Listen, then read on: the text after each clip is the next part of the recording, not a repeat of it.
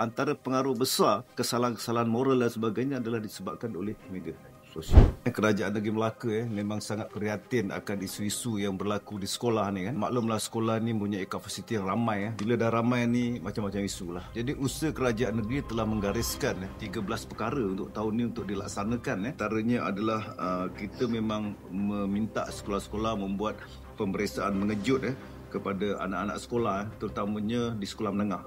Kalau di sekolah rendah ni biasanya mereka ni patuh akan arahan, tapi bila sekolah menengah ni almaklumlah anak-anak meningkat dewasa. Sebab tu antara kesalahan-kesalahan yang dilakukan adalah membawa telefon bimbit ke sekolah. Ini sebenarnya tidak diperbolehkan. Tindakan kita adalah di peringkat negeri Melaka ni kita minta semua sekolah-sekolah supaya ada membuat pemeriksaan ke atas tubuh badan secara scanning ataupun secara scan menggunakan metal detector.